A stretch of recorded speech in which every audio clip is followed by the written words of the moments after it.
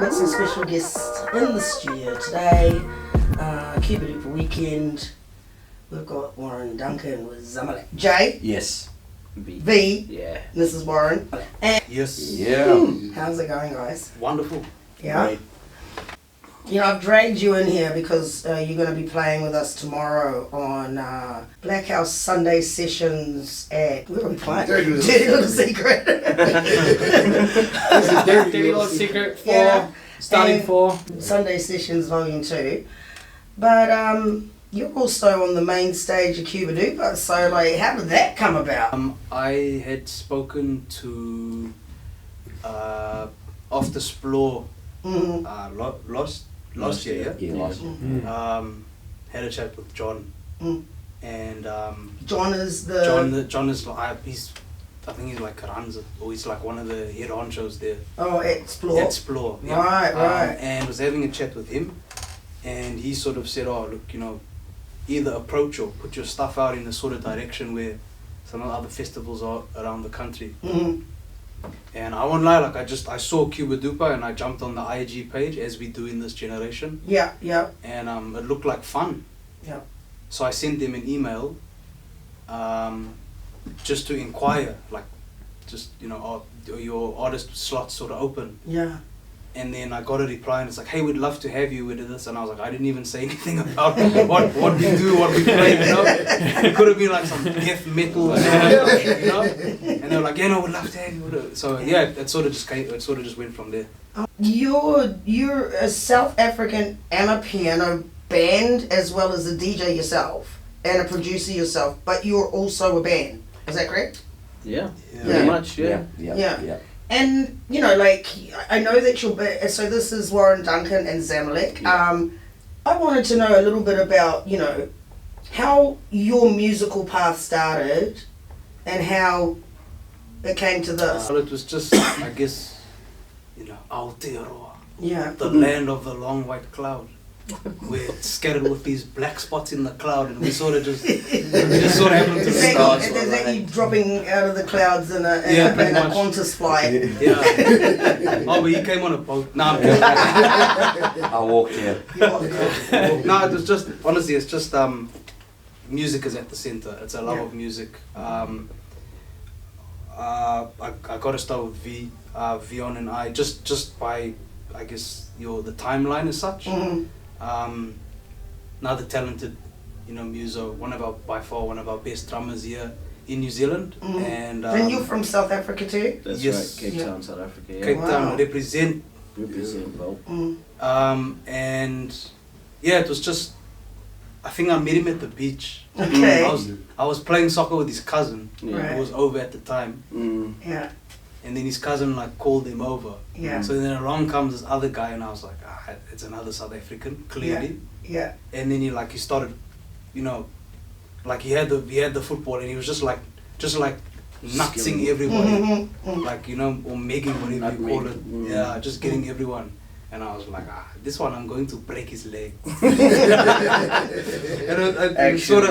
it just started from there, and then I guess just music, all the way from church stuff. Yeah. Now, the big I time. know that you played in church because my younger son dates a young lady who's actually you're friends with her family. Yes. Yeah. Yeah. So that's Yeah, how good mates. we connected. Yes. Yeah.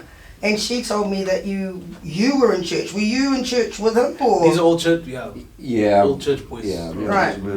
Me and Warren actually played in church together a while ago Right. for quite some time. Yeah.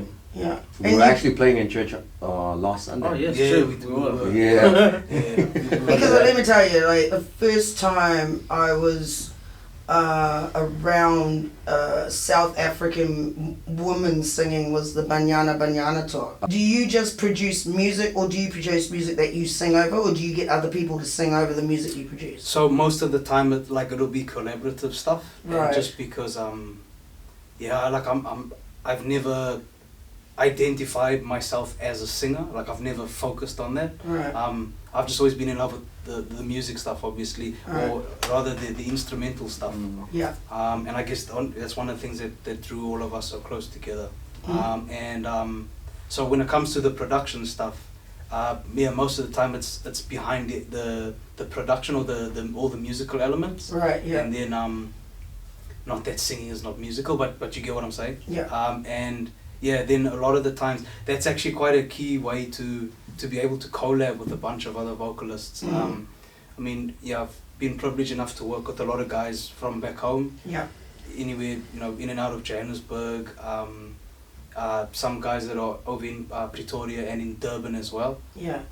Not too much in Cape Town, just, we'll come for that. It's just culturally, it's just how things are positioned, more so with the Amapiano genre. Yeah. And then, there's, we've got our South African population, like in the UK, I've worked with a couple of guys from there, and Australia as well. Obviously we do a bit of back and forth. I'm going over to perform and stuff, and so it's I saw that. Yeah, it's a community thing. It really is, and that's how this has been happening. That we were able to link together. I didn't touch on before, even with Jabulani. He's only been here about 5 years. Now.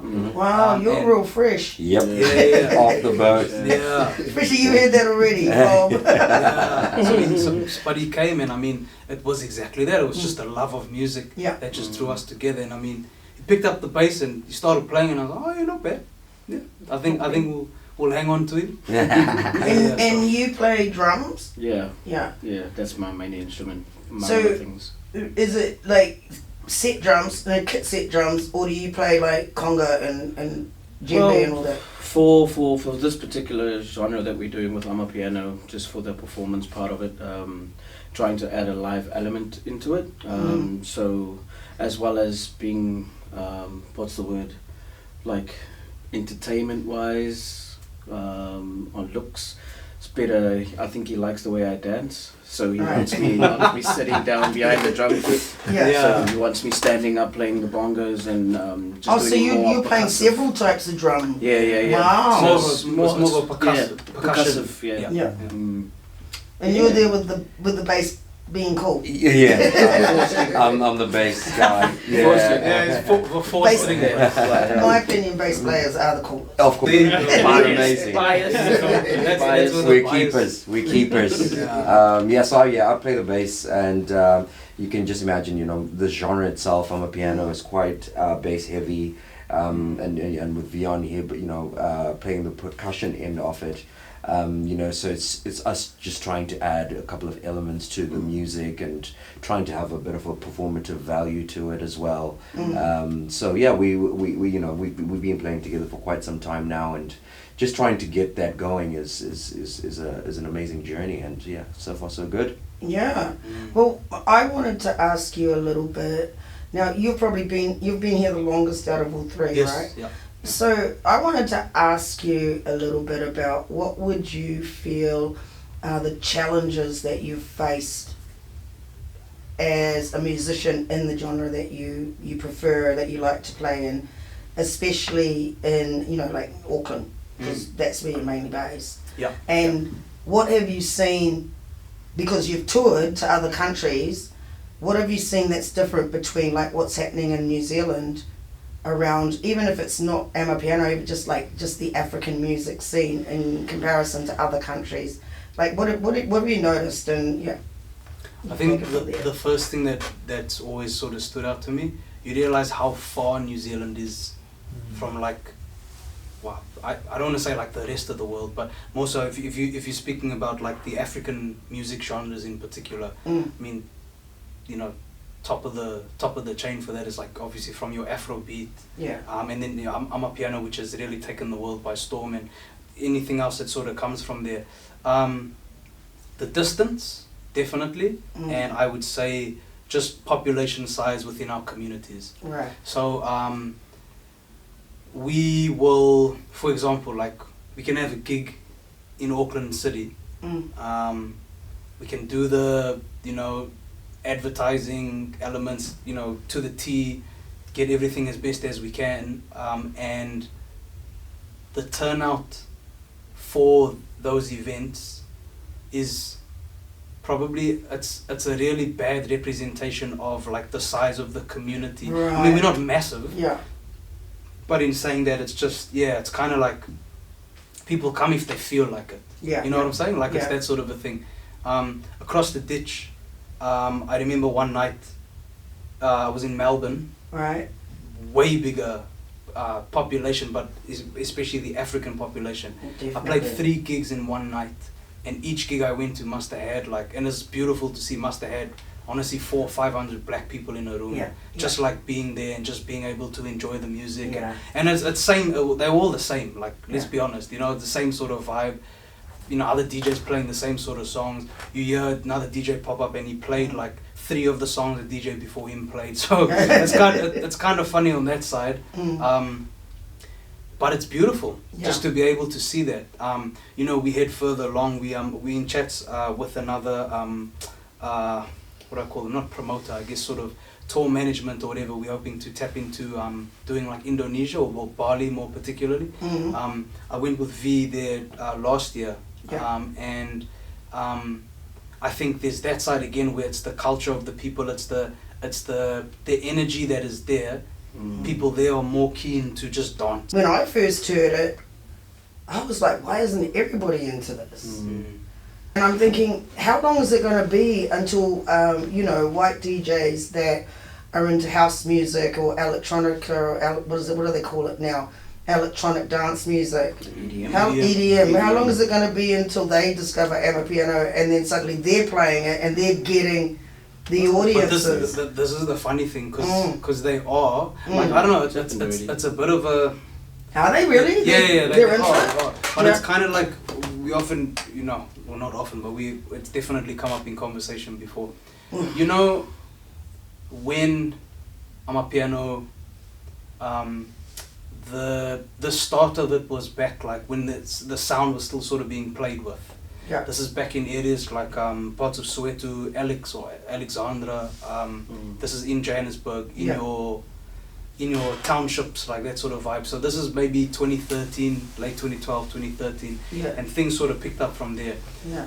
I want to say for us, South Africans, outside of South Africa, maybe late 2017, 2018, I know that's when I started picking up on the sound and I was like, man, what is this? Like, it's really cool.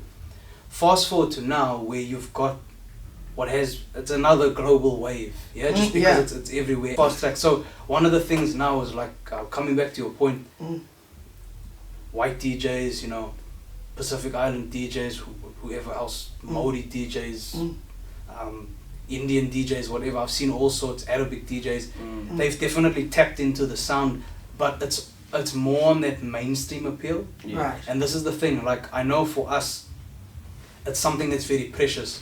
Because it started where we came from. And especially the type of sound, like, you know, the areas where it's come from. Like, you can tell the different areas. He's been there, you know. He's been there. He's been in the taxi when he's heard it playing in the sub, because all our taxis in South Africa, best taxis in the world, subs. They all got like 4 subs in the back. And so he's heard it, you know. Like we've gone and we saw this. So there's that personal element. So bringing it now to a stage and having an opportunity like this to perform it's always special. I just don't like when it gets ripped off or taken advantage of. And honestly, I used to feel like, anyone who's not South African or whatever, like if they're playing it, it's like, but then we can't gatekeep either. You know? Like music is made to be diversified, it's made to be grown. I just hope that wherever it does get played, that there's some sort of acknowledgement. You know, like I always think, like, if there's DJs out there, or any sort of performers, I had a mentor, and he always said for him, he always felt a personal conviction, like if he's playing some kind of music, he wants to learn a bit about the culture where the music has come from. And that's just that authentic touch, you know. So like that's appreciated. But if you got some, and I mean, hey, take my comment with as much heat as you want. If you got some random white DJ that's just jumping up and gonna play something just because he knows he's gonna get a response from the crowd, he's not even mixing it properly, he's not even, you know what I'm saying? And like, I don't know the words to any of those songs. I'm just listening to the beat. I've got no idea whatsoever. And I'm often thinking, what am I singing? I don't care. I'm just into the beat. Like, and I mean, that's how hip hop went around the world. Like, a lot of people didn't know what was being said. They're just into the vibe of it, you know what I mean? The energy that it carries. And I think that's what Amapiano carries. But I also think it is, like you said, it's important that people acknowledge where it came from, and the artists that are actually carrying it in New Zealand. How hard is it to get in front of audiences in Auckland anyway? Is it hard, or is it relative?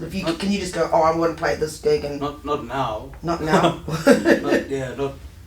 Not now. I guess it's a it's a reputation thing that sort of grows with it. Yeah. We definitely we sit in a pocket, like we're quite unique.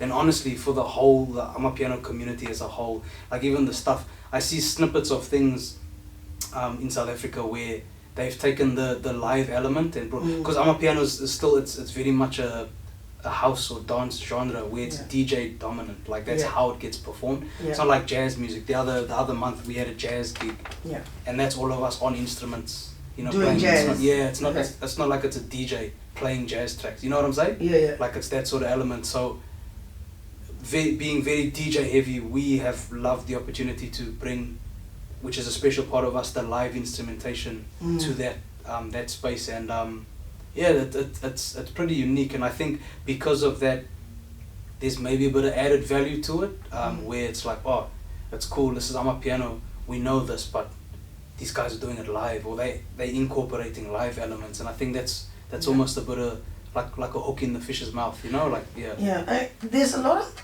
what I've noticed about Amapiano is that, like, you've got like the one that's like really dancey, and then you've got the real jazzy kind of. It's a little bit, I don't know if it's slower, but it's just there's a lot more vocals, a lot more kind of gospel sounding thing. Yeah. What's the difference between those? Those two types of Amapiano? So as is with all genres, you've got your sub-genres in that particular sound. So what you just described is the difference between, we've got the commercial stuff, that is the stuff, I guess your TikTok, 10-20 second video TikTok stuff, where people are doing, dances to it or whatever a lot of the time. That's your stuff that will be first pick on, like MTV South Africa, Metro FM, YFM, whatever else, Gagazi FM, back home, those are the first picks. And then you've got other pockets. We've got Skija and Bacardi, which are another type, sub-genre in Amapiano. What's it called? One is called Skija. The other is called Bacardi. Bacardi. Yeah, Bacardi, like the drink. Yeah. So Bacardi has its origins, which actually came from Pretoria, and that's a lot, like they have a lot of the Kwaito music elements in that type of Amapiano. Yeah. Then you've got Skija. Skija is your Skija is almost on the way to another subgenre which we call piano tech. Okay. So Skija is your heavy hitting basses, big wide sort of synth sounds.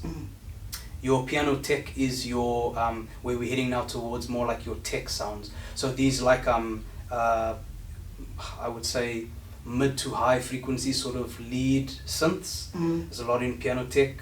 Melodically it's quite basic, the structure. On the flip side, you mentioned what sounds slow. It's actually not much slower. It'll be maybe 1 or 2 BPM slower.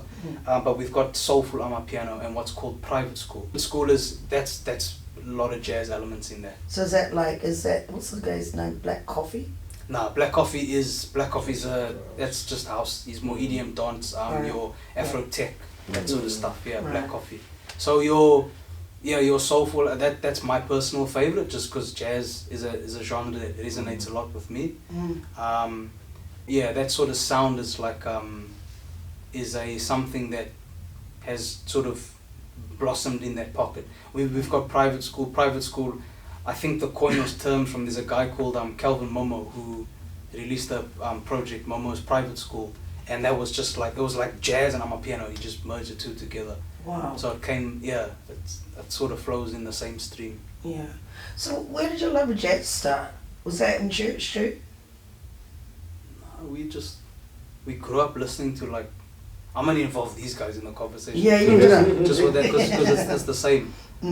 What did you guys grow up listening to? I think growing up in church, you especially the type of church that we kind of, you know, grew up in, you have a bit of a mixed pot of genres of music that you'll play. You'll play a bit more, you know, contemporary Christian music. You'll play a bit more R&B type Christian music. You'll be exposed to different, you know, genres of that within that Christian community. So you get an understanding of where, you know, some of that, you know, the skill set required to play these different genres as well, and then you realize that jazz is the foundation of all of them, and so, you know, digging deeper into what jazz really is, you know, gives you a bit of a well-rounded understanding of music, and I think that love just comes naturally once you're exposed to it, and you really, you know, start taking elements from there and use it as your own skill set in different genres as well. So I think that's my perspective of how it's gone. Yeah. What about you? Well, me being very young at a very young age, I started playing drums like at the age of like 3 years old, and you must have been a headache for your mum. yeah, pretty much. Bang on everything. Pretty much. Yeah, pretty He much. always says it. I got told that. But yeah, no, like playing in church, being in a South African household, especially like me and Warren, coloured household, it was every Sunday's church, and it was quite not forced upon, but it was a thing. It was compulsory, basically, type of thing. Sunday roast. Yeah, Sunday roast after church. Yeah, Sunday dinners is family day. And then I think at the age of 13, my uncle invited me to a jazz club in Cape Town, where they had an open mic night, and that's where I started to learn about it. I started to perform, started playing at the age of 13. But my uncle, he lives in Switzerland, South African as well. He's a jazz guitarist.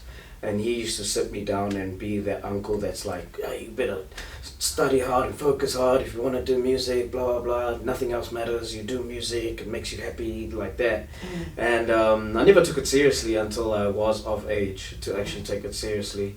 And then coming here, I was struggling for about 7 years before actually getting into the music industry, just getting to know who the people are to talk to, what you know is who you know type of thing. Got to know the right people and stuff, meeting people like Warren and offering up gigs and stuff like that.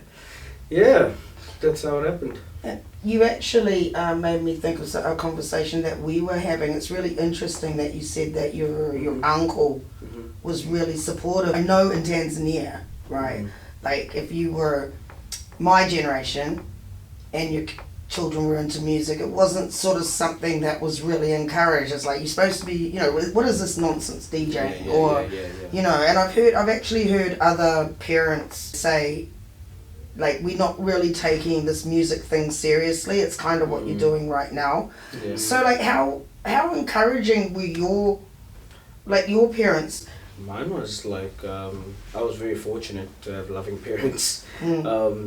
They saw what I liked, and they allowed me to pursue it 100%. Even to the point of where they were my rock in that times especially when I thought that, why am I not normal? Why am I not able to go to like a 9-to-5 type of job and things like that? Right. Was because I was exposed to the live music, doing music at a very young age, and my parents accepting me and always telling me go ahead and do that. I've lost relationships, girlfriends, ex-girlfriends and stuff like that over it. Countless hours over, like well over midnight. You come home 4 o'clock, 5 o'clock, but that's just the what's it called? When you're meeting other people that are, like I said, it's not what you know, it's who you know. So meeting other people within networking within the people in the business. And sometimes because it's music and it's late night, there's drinks involved. Then you start partying, but you guys are still conversating about like, hey, I should get you in the studio for something and stuff like that. But yeah, it's a very tough gig. It's not as easy, but we are lucky enough to do it, and because it's our passion.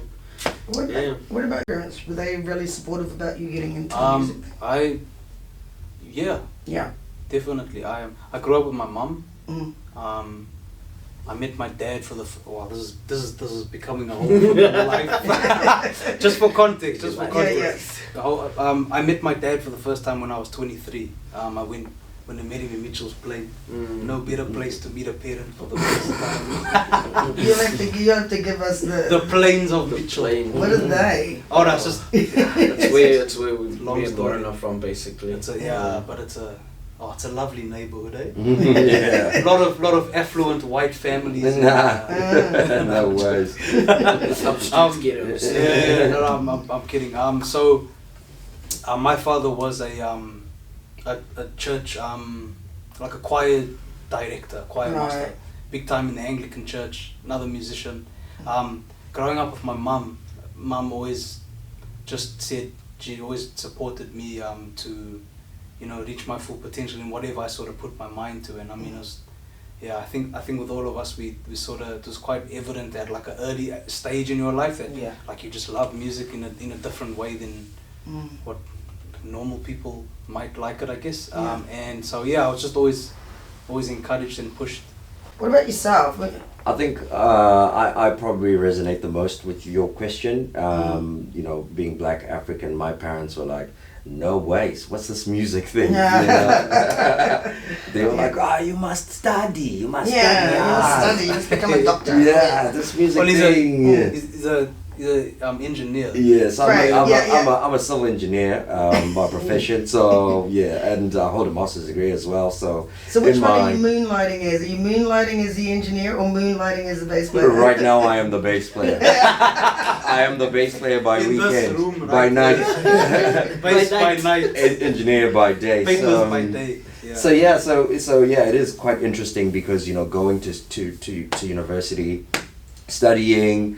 You almost enter into a space whereby you have to pick, and in my 20s when I was studying, you kind of have to pick.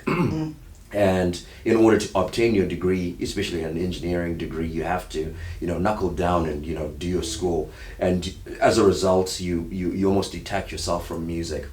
But I always kept that connection. I always made sure that I was well connected with it. I always made sure that I knew what was taking place in the industry, and I always kept up to date with practicing and getting my chops up on the guitar. So it's like you said, it's an outlet. It's a creative outlet that I can take a look at and really almost take it on without the added pressure of having to, especially as a bassist. I'm an accompanying musician, so as a bassist I don't really have much pressure. This is maybe why we're always cool. That's what he thinks. Watch the Nick shows, Jabulani Moyo and Zamalek. I'm not in the front. I'm just sitting in the back. Soon. And I think taking on the advice of my parents has really helped for me to obviously be able to provide family and be financially stable, whatever it is, and at the same time approach music with an open mind and really just get in there for the love of it. And because I think being able to play music, produce music, do music is such, having any kind of creative outlet is actually really good for mental health. Yes.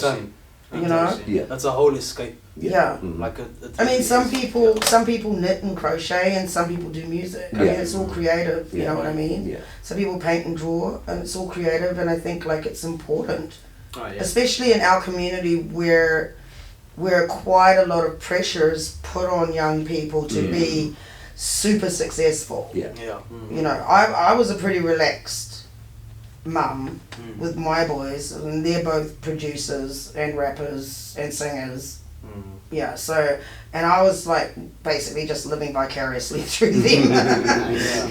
But it's I also think it was really good for them, my kids, mentally, to have that space, just to be in that space.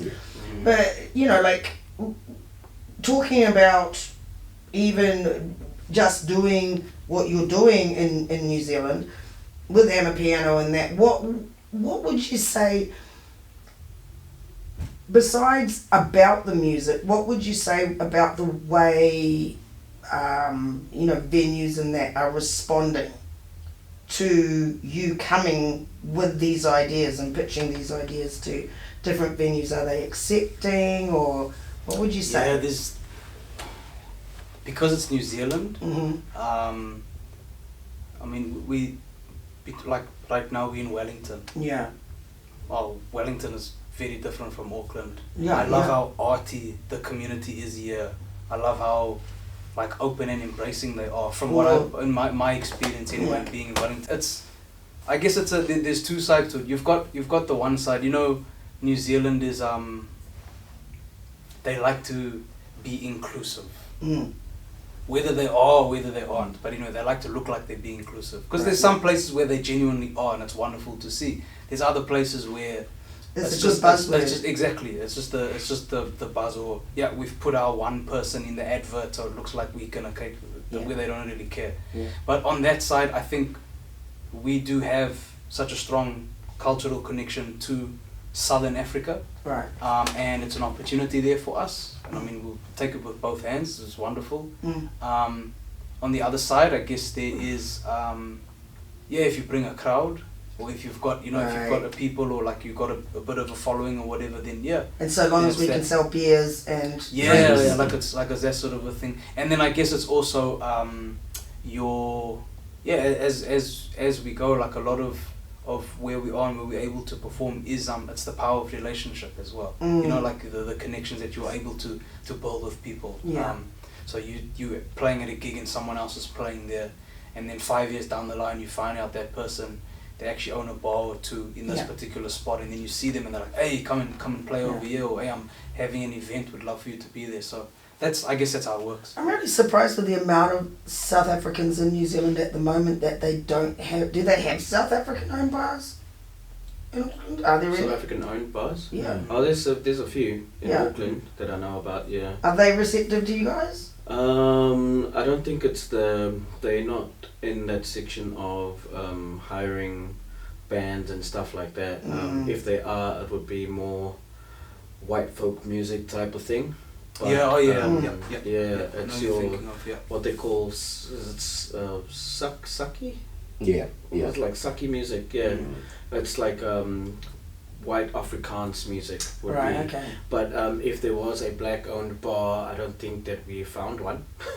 To at least have Amapiano being played there as a live band or anything. That's more so the thing, like within our African community, it's how it goes with promoters. So a promoter will do an event at a particular spot, and then they just happen to have their events there a couple of times, and then that's sort of the place. But I just I like where we are, how we sort of sit in the pocket, and I like where it's going, because I never intended for us to only appeal to the African community. Right.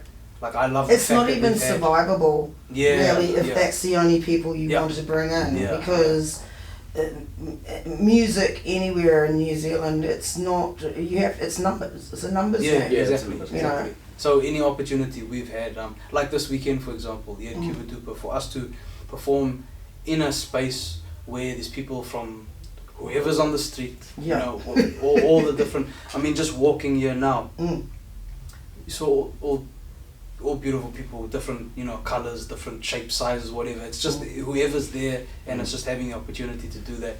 That's what I enjoy more, because then I feel like we're bringing something unique, something special as well. And you're getting that exposure too. People are getting to see you. You're in a space where you don't know who's in that audience. It's like, this is how I feel about radio. You don't know who's listening. And it could be one day, that one billionaire that's going to invest in our show and our event is going to be listening.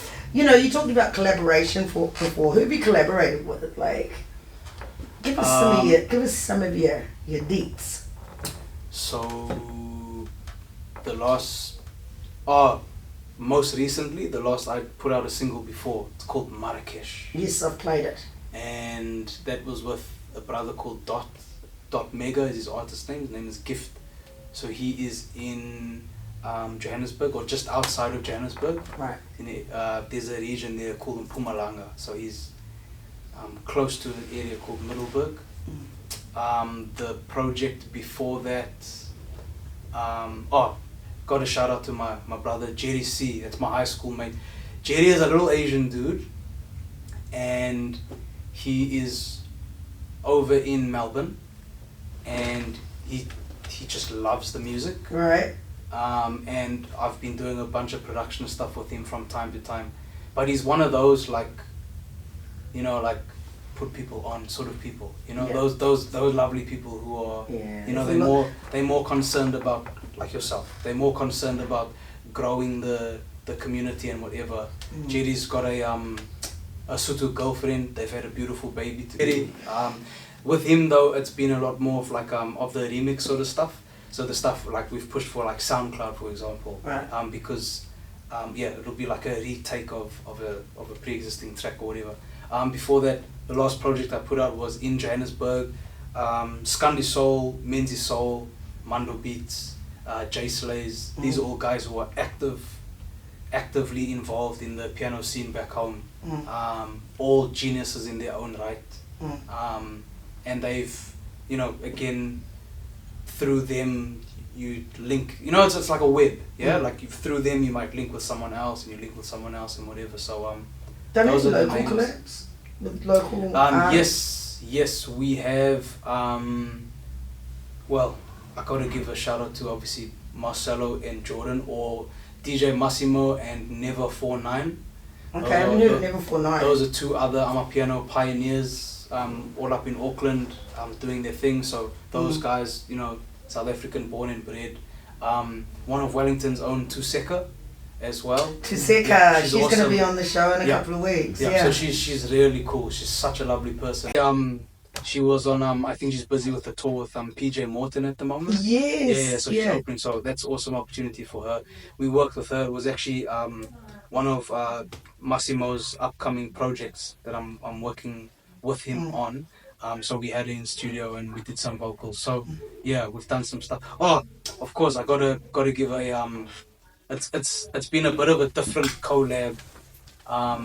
It sort of putting rap music with Amapiano, but you know, the bigger NZ guys, we've got Jess B and Razor. I gotta give them a Right. shout out. So my next sort of single, which is a remix of a track I've done before. Yeah. I've done the remix with them. So Jess has got a verse on there. Razor, he's got that's a verse. really wicked. Yeah, so that's pretty cool. So these are, I guess we sort of sitting somewhere in between there. And you besides your mate Jerry in Melbourne, who else are you in touch with in Oz? Because Oz has got a big scene Oh there. yeah, a bunch of people.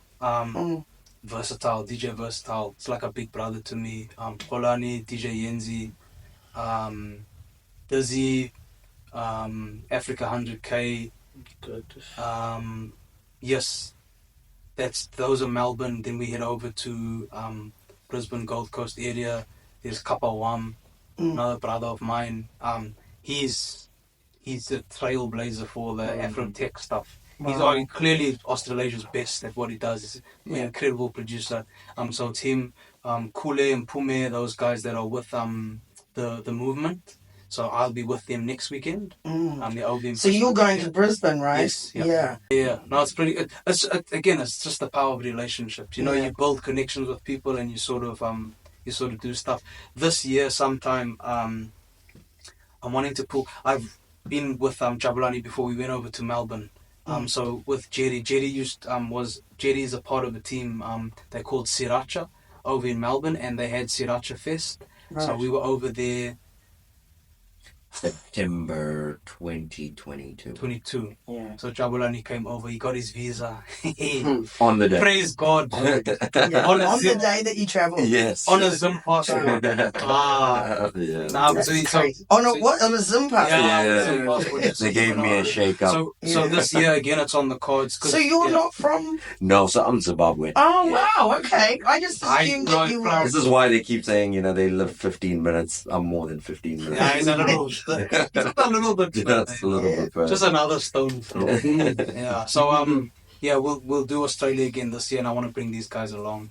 Just because It's a whole other scene over there. Yeah. And even in Perth, like Zim Dancehall, Yes. and like there's actually a promoter over there called, and you can look him up on Facebook. His name's Ricky Troopers from Zimbabwe, Yeah. Okay. and he brings all the Zim artists from Zim to or wherever they are in the world to Perth. Yes. And he also has brought over, shout out Ricky Troopers. He's also brought Jamaican artists, dancehall artists as well. Because, like, I didn't know Zimbabweans were so into their dancehall. Absolutely love it. I absolutely love it, yeah. So, okay, well, we've got about 10 minutes left. You're here as part of the Cubadupa Festival. So, what are you looking forward to about it? I'm just looking forward to being here with my brother. No, I'm out of here, man. Get out of here, man. No, just music, man. It's awesome. I'm looking forward to You're going to be exploring around tonight? Yeah. What's going on? There's a bottle of monkey shoulder over here. Yeah. We'll see where it takes us. Yeah. Like, they're pretty cool with all of that sort of stuff on the street and stuff. But just walking here, just hearing music on the street, it's special. It's music. That's what's pulling us all. Because you've done Splore before, right? So you've done the festivals in New Zealand. Yep. Have you ever done anything like this before, though? A street festival? No, not in this capacity. No, nothing like this. There's we've done a couple of the what could you link this to? Like kind of the Africa Day thing. Yeah. Somewhat. Pretty much. Yeah. There's food markets. And couple of bands and performances on the stage. Yeah, but it's nothing to this capacity. Nah, nothing like this. Like it was just one stage. Street. Yeah, it's old street. That's awesome. Yes. And again, it's Wellington, so people come out for it. Yeah. That's a thing. Because Auckland, it's if I have time, that's just Auckland for you, Well, we had Nicole in earlier today. Yeah. And I was thinking, I said I could see it happening in places like Avondale, Oh, she does the Subway. shout out to Nicole with the Subwell team. They've got in Mount Albert in Auckland, like there's Albert Cafe. They usually have a spot there, and that's pretty cool because any place you've got music, you've got drinks, you've got shisha. Yeah. South Africans will flock. Yeah. Or Southern Africans. I mean, not just people to South Africa. So.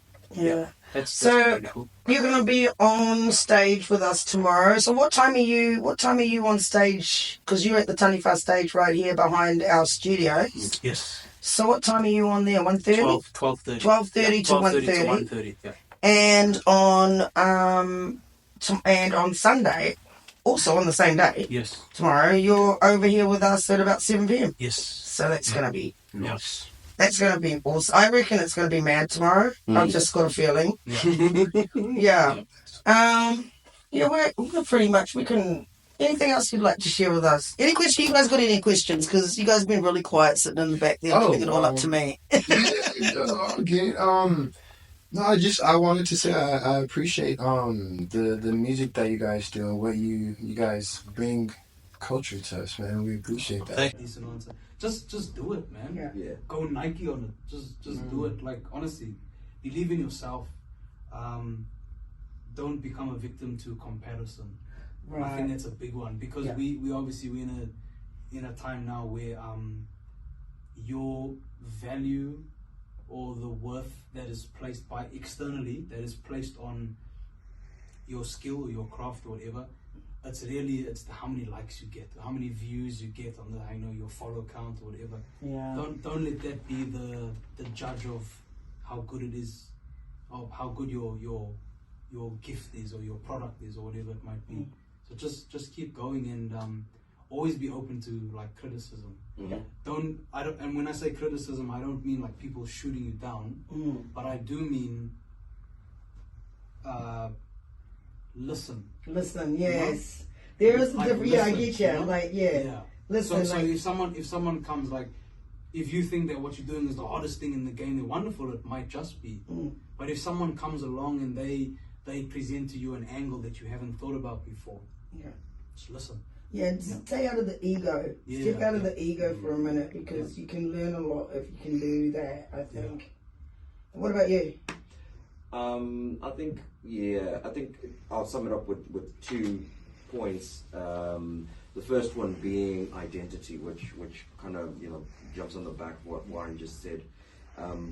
It's important to stay true to yourself, because that identity is what will resonate with with a specific community, and then that specific community will then spread to the wider community.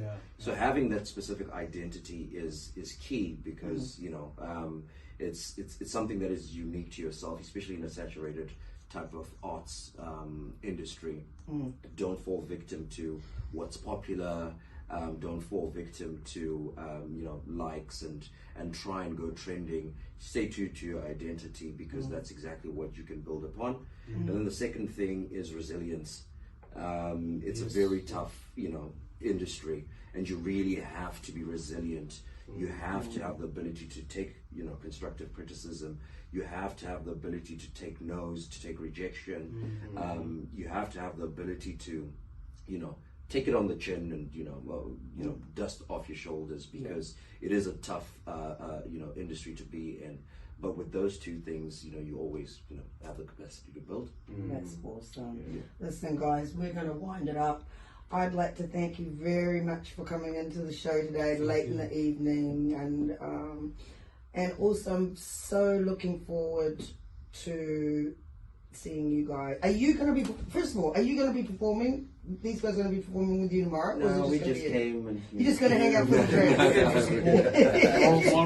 drink? So these guys will be, that's why you got to be here for Cubadupa. These guys will definitely be with me on the stage. Yeah.